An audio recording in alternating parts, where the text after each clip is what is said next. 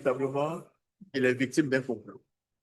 Maintenant, la deuxième question à laquelle vous pourriez éventuellement m'inviter à répondre, c'est de savoir qui est l'auteur du complot. Et là, je vous dirais, je ne sais pas. Mais par contre, je vous dirais manifestement qu'il est victime d'un complot parce que moi, je ne connais personne sur cette terre qui dépose des armes chez lui, qui est censé savoir que c'est une situation infractionnelle, que c'est interdit, et qui porte ses faits à la connaissance de la gendarmerie. C'est comme dire, écoutez, moi je suis un délinquant, venez me prendre pour me mettre en prison. Alors, si on est d'accord pour dire que M. Mangwa n'est pas fou, alors on est amené forcément à dire qu'il a été victime d'un complot. Par qui, je ne sais pas, mais il a été victime d'un complot. Justement, cette affaire, Mangwa Jacques, notre invité, c'est le procureur de la République près le tribunal de première instance de Boaké, Bramon Koné. Monsieur le procureur, suivons d'abord ce reportage. Le 21 septembre 2019, il a été découvert à Nguessankro, dans la sous-préfecture de Bodokro, au domicile de Jacques Saraka Kofi Mangwa, président du conseil régional de Gbeke, un colis suspect. Son vigile est à l'origine de la découverte.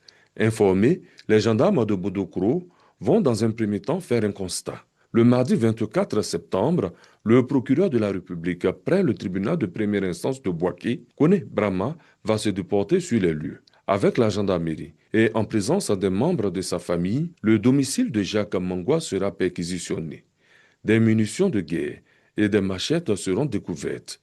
Entendu par la brigade de recherche de Boaké, Mangwa Jacques sera gardé à vue le 27 septembre 2019 à 18h36. 48 heures après, la garde à vue sera renouvelée. Le lundi 30 septembre 2019, il sera déféré au parquet et placé sous mandat de dépôt pour les faits de détention illégale de 991 munitions de guerre, 49 munitions de fusil de type calibre 12 et 40 machettes neuves, faits prévus et punis par la loi numéro 98-749 du 23 décembre 1998 portant répression des infractions à la réglementation sur les armes, munitions et substances explosives. Jugé le jeudi 3 octobre 2019, le tribunal, après l'avoir déclaré coupable des faits susyndiqués, condamne Jacques Saraka Kofi Mangwa, président du conseil régional de Gbeke, à 5 années d'emprisonnement ferme et 5 millions de francs CFA d'amende. Monsieur le procureur, dans quelles circonstances les armes ont-elles été découvertes chez le président du conseil régional? Merci beaucoup. Merci de m'avoir permis de donner quelques précisions suite à ces procès, que je trouve d'ailleurs un procès très simple. En effet, le 21 septembre, M. Kwaku Yao Laurent, qui est celui-là même qui est chargé de l'entretien du domicile de M. Mangwa Jacques, a découvert deux colis suspects qui étaient entreposés dans la niche. Il ne s'agit pas de la niche qui a été conçue pour les compteurs d'eau Et d'électricité. et d'électricité. Non, il s'agit d'une niche qui a été construite dans l'arrière-cour qui abrite le moteur qui alimente le forage. Et ce dernier a informé le frère cadet de M. Mangwa Jacques et ce frère cadet a aussitôt informé la gendarmerie avant d'informer même M. Mangwa Jacques. Ça, c'est un détail important. C'est-à-dire quoi? La gendarmerie a été d'abord informée par Le frère cadet de monsieur le président du conseil régional. Tout à fait, avant que celui-ci ne puisse informer M. Mangwa Jacques. Et lorsque M. Mangwa Jacques a été informé, il aurait appelé le préfet du département de Béoumi et par la suite la gendarmerie. Alors, les objets qui ont été découverts à son domicile étaient composés, comme on vient de le voir, de 991 munitions d'armes de guerre, 49 munitions de fusils de type calibre 12 Calibre 12. et 40 nouvelles machettes. Et d'où viennent ces armes et ces munitions? Mais justement, c'est ça. Il appartenait à M. Mangwa Jacques de nous dire d'où viennent ces armes que nous avons trouvées à son domicile. Écoutez, M. Diaby, vous savez, nous avons vécu une situation difficile à Béoumi courant avril-mai 2019. Je suis un procureur de la République qui ne reste pas dans les bureaux. Je suis toujours sur le terrain. Je me suis déplacé. Je suis allé à Béoumi. J'ai vu les blessés. J'ai vu ceux qui ont été tués à l'arme blanche. Un jeune homme même qui a été pratiquement découpé à la machette. J'ai vu ceux qui ont été tués à l'aide des fusils calibre 12. Ça, c'est Béoumi. Et Ça, là, c'est on est à Béoumi. Nguessanko. Tout Quel temps à fait. pensez que... Alors, dans le cadre de cette enquête ouverte suite aux événements de Béoumi, nous avons procédé à la recherche des sources d'approvisionnement, puisque nous avons été donné que des armes avaient été distribuées à des jeunes. Mais nous n'avions pas trouvé d'armes. Mais si nous avons trouvé un tel arsenal dans le domicile de M. Mangwa Jacques, mais il appartient à M. Mangwa Jacques de nous dire d'où ces armes viennent. Vous avez votre petite idée là-dessus. Oui, écoutez, M. Mangwa Jacques dit, je ne sais pas qui a pu mettre les armes à mon domicile. Mais je voudrais vous faire savoir que La loi dit quoi dans oui, ce je cas? vais venir avec la loi. Il s'agit d'un domicile privé. Un domicile privé bâti sur une superficie d'environ 1 hectare, avec une clôture d'environ 3 mètres, avec des pointes de sécurité. Alors, il ne s'agit pas de rentrer dans la cour et puis immédiatement, vous allez voir les objets dont il est question. Il faut dépasser d'abord la maison principale et c'est dans l'arrière-cour, la niche là a été construite et les objets ont été soigneusement entreposés, à l'abri même de la pluie. Lorsque nous avons procédé le transport sur les lieux, parce que quand j'ai été informé, immédiatement, nous avons décidé de nous rendre sur les lieux pour mieux appréhender les faits. Nous avons, ensemble avec le frère cadet de M. Mangwa, analysé la situation. Nous avons fait le tour de la clôture. Il n'y avait aucune trace sur le mur, aucune trace sur le portail. Alors, Rien ne prouvait donc rien ne que prouvait les donc gens étaient passés que par les la gens sont clôture. passés par la clôture. C'était pourtant l'argumentation principale de la défense. Exactement, la défense, surtout, c'est appuyé sur une déclaration d'un des employés de M. Mangwa Jacques qui s'appelle Amani Moïse, Son chargé de mission. son chargé de mission, qui s'est répandu dans la presse en ligne et dans certains journaux pour dire que la gendarmerie avait pris des photos qui montraient de façon indiscutable l'existence des traces sur la clôture.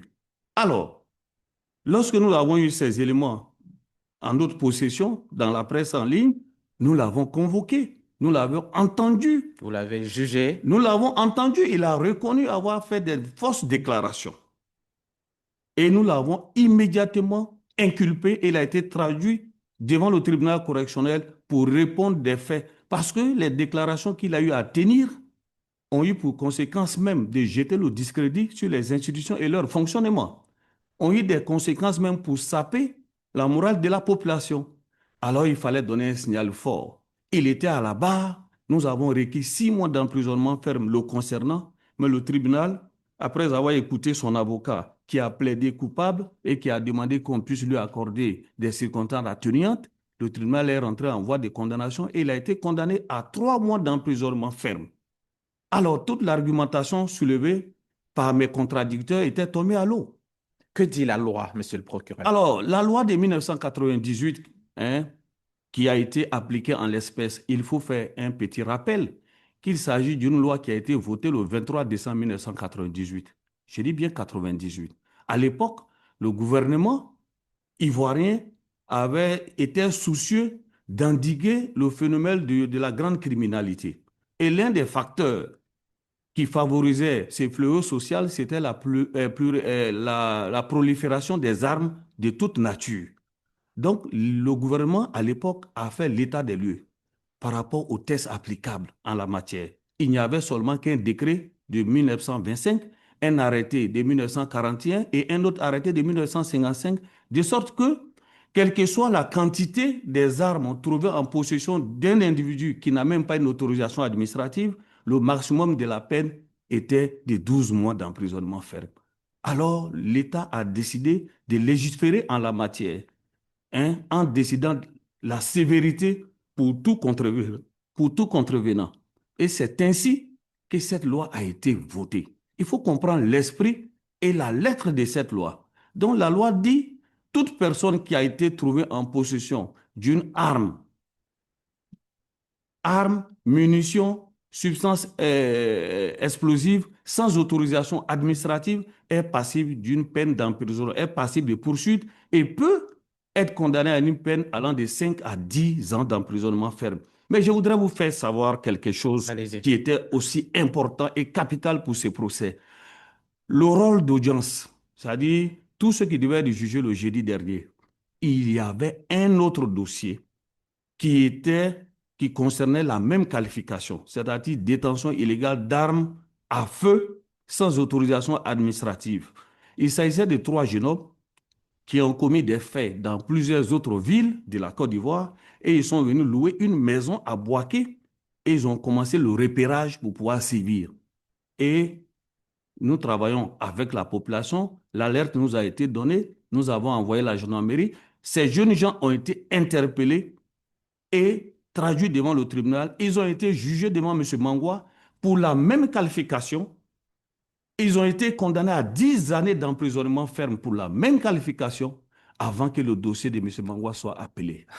Monsieur le procureur, mais d'aucuns parlent d'un procès expéditif. Pourquoi c'était Non, si il ne rapide? s'agit pas d'un procès expéditif. C'était si rapide. Non, pas du tout, pas si rapide.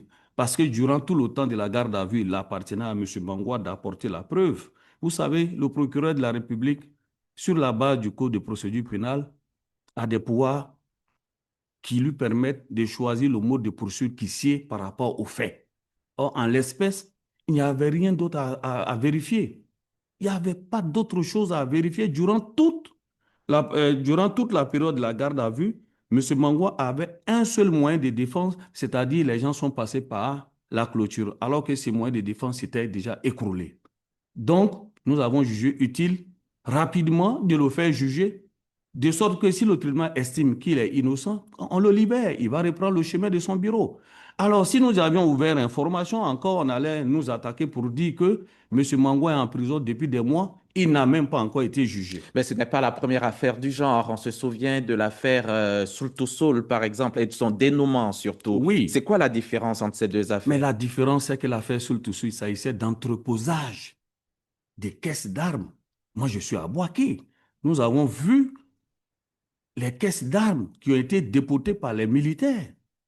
Alors, il fallait, durant la période de garde à vue, on ne pouvait pas clôturer cette enquête. Il fallait donc confier le dossier à un juge d'instruction pour pouvoir mener des investigations et rechercher les différentes ramifications.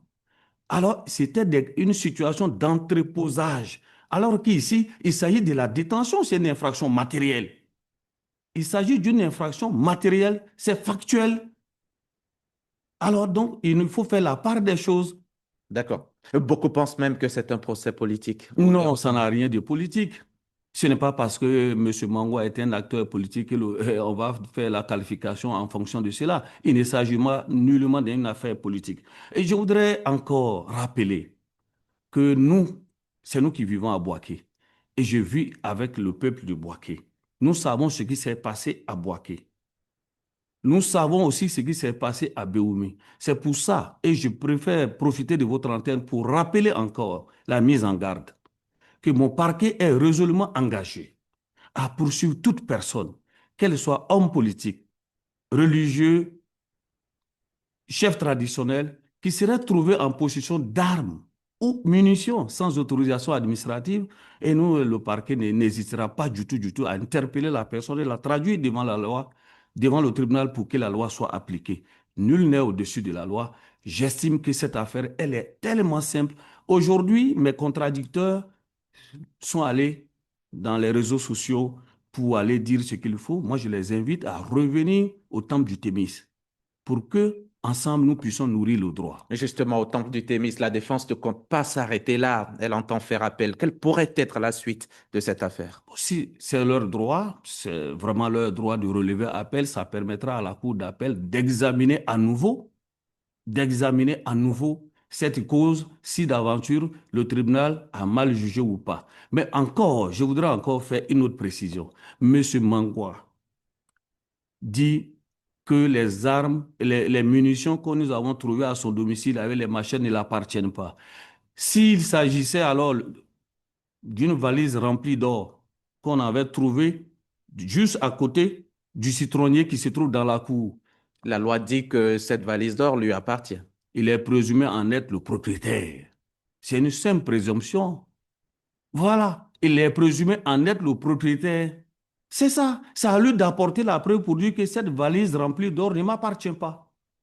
Si je vais à votre domicile, Monsieur Diaby, et je trouve un véhicule d'une valeur de 200 millions, je penserai directement que c'est votre véhicule. C'est à vous de dire, Monsieur Koné, le véhicule là ne m'appartient pas. J'ai dit à M. Mangwa, là où il y a le citronnier, si on vient découvrir de l'or là, est-ce qu'il va permettre à des orpailleurs de venir extraire l'or là? Il dira que ça m'appartient. Il faut qu'on soit sérieux. Il faut qu'on évite d'envoyer, de payer du coutoucou pour donner à des jeunes gens et les envoyer à l'abattoir. Et vous avez pu constater ce qui s'est passé le jeudi. Soyons responsables de nos actes. Mais en ce qui concerne mon parquet, nous sommes résolument à faire régner le droit à Bouaké. Bouaké a tant souffert, nous n'avons plus besoin de ces situations pareilles. Nous sommes là, nous vivons avec le peuple, nous sommes sur le terrain et nous avons toujours dit à nos contradicteurs, il ne sert à rien d'aller sur les réseaux sociaux, le procès ne se passe pas là-bas. Revenez au temple du Thémis pour qu'ensemble, nous allons nous affronter pour nourrir le droit, renforcer l'état des droits en Côte d'Ivoire. Merci. Je vous remercie. Monsieur Koné, Merci. Bramant Koné, procureur de la République près le tribunal de première instance de Bouaké. Je rappelle que vous êtes venu nous donner des éclairages sur l'affaire Mangwa Jacques, le président du conseil régional de Bouaké. Merci encore d'avoir accepté notre invitation et à très bientôt. Merci. Merci à vous, chers téléspectateurs, de nous avoir suivis. Vous pourrez revoir cette édition sur notre application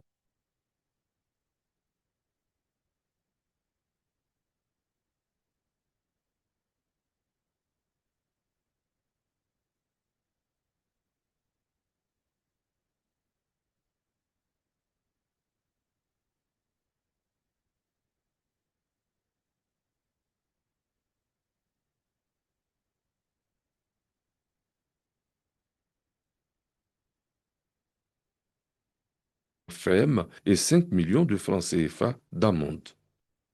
Monsieur le procureur, dans quelles circonstances les armes ont-elles été découvertes chez le président du conseil régional? Merci beaucoup. Merci de m'avoir permis de donner quelques précisions suite à ce procès, que je trouve d'ailleurs un procès très simple. En effet, le 21 septembre, M. Kwaku Yao Laurent, qui est celui-là même qui est chargé de l'entretien du domicile de M. Mangwa Jacques, a découvert 2 colis suspects qui étaient entreposés dans la niche. Il ne s'agit pas de la niche qui a été conçue pour les compteurs d'eau et d'électricité. Et d'électricité. Non, il s'agit d'une niche qui a été construite dans l'arrière-cour qui abrite le moteur qui alimente le forage. Et ce dernier a informé le frère cadet de M. Mangwa Jacques et ce frère cadet a aussitôt informé la gendarmerie avant d'informer même M. Mangwa Jacques. Ça, c'est un détail important. C'est-à-dire quoi? La gendarmerie a été d'abord informée par le frère cadet de monsieur le président du conseil régional. Tout à fait, avant que celui-ci ne puisse informer M. Mangwa Jacques. Et lorsque M. Mangwa Jacques a été informé, il aurait appelé le préfet du département de Béoumi et par la suite la gendarmerie. Alors, les objets qui ont été découverts à son domicile étaient composés, comme on vient de le voir, de 991 munitions d'armes de guerre, 49 munitions de fusils de type calibre 12 et 40 nouvelles machettes. Et d'où viennent ces armes et ces munitions? Mais justement, c'est ça. Il appartenait à M. Mangwa Jacques de nous dire d'où viennent ces armes que nous avons trouvées à son domicile. Écoutez, M. Diaby, vous savez, nous avons vécu une situation difficile à Béoumi courant avril-mai 2019. Je suis un procureur de la République qui ne reste pas dans les bureaux. Je suis toujours sur le terrain. Je me suis déplacé. Je suis allé à Béoumi. J'ai vu les blessés. J'ai vu ceux qui ont été tués à l'arme blanche. Un jeune homme même qui a été pratiquement découpé à la machette. J'ai vu ceux qui ont été tués à l'aide des fusils calibre 12. Ça, c'est Béoumi. Et Ça, c'est là, on est à Béoumi. Nguessanko. Tout à Pensez fait. que... Alors, dans le cadre de cette enquête ouverte suite aux événements de Béoumi, nous avons procédé à la recherche des sources d'approvisionnement, puisque nous avons été donné que des armes avaient été distribuées à des jeunes. Mais nous n'avions pas trouvé d'armes. Mais si nous avons trouvé un tel arsenal dans le domicile de M. Mangwa Jacques, mais il appartient à M. Mangwa Jacques de nous dire d'où ces armes viennent. Vous avez votre petite idée là-dessus. Oui, écoutez, M. Mangwa Jacques dit, je ne sais pas qui a pu mettre les armes à mon domicile. Mais je voudrais vous faire savoir que La loi dit quoi dans oui, ce je cas? vais venir avec la loi. Il s'agit d'un domicile privé. Un domicile privé bâti sur une superficie d'environ 1 hectare, avec une clôture d'environ 3 mètres avec des pointes de sécurité. Alors, il ne s'agit pas de rentrer dans la cour et puis immédiatement, vous allez voir les objets dont il est question. Il faut dépasser d'abord la maison principale et c'est dans l'arrière-cour, la niche là a été construite et les objets ont été soigneusement entreposés, à l'abri même de la pluie. Lorsque nous avons procédé le transport sur les lieux, parce que quand j'ai été informé, immédiatement, nous avons décidé de nous rendre sur les lieux pour mieux appréhender les faits. Nous avons, ensemble avec le frère cadet de M. Mangwa, analysé la situation. Nous avons fait le tour de la clôture. Il n'y avait aucune trace sur le mur, aucune trace sur le portail. Alors, Rien ne prouvait donc rien ne que prouvait les donc gens étaient passés que par les la gens sont clôture. passés par la clôture. C'était pourtant l'argumentation principale de la défense. Exactement, la défense, surtout, c'est appuyé sur une déclaration d'un des employés de M. Mangwa Jacques qui s'appelle Amani Moïse, Sont chargés de mission. son chargé de mission, qui s'est répandu dans la presse en ligne et dans certains journaux pour dire que la gendarmerie avait pris des photos qui montraient de façon indiscutable l'existence des traces sur la clôture. Alors, lorsque nous avons eu ces éléments en notre possession dans la presse en ligne, nous l'avons convoqué, nous l'avons entendu. Vous l'avez jugé. Nous l'avons entendu, il a reconnu avoir fait des fausses déclarations. Et nous l'avons immédiatement inculpé et il a été traduit devant le tribunal correctionnel pour répondre des faits. Parce que les déclarations qu'il a eu à tenir ont eu pour conséquence même de jeter le discrédit sur les institutions et leur fonctionnement. Ont eu des conséquences même pour saper la morale de la population. Alors il fallait donner un signal fort. Il était à la barre. Nous avons requis 6 mois d'emprisonnement ferme le concernant, mais le tribunal, après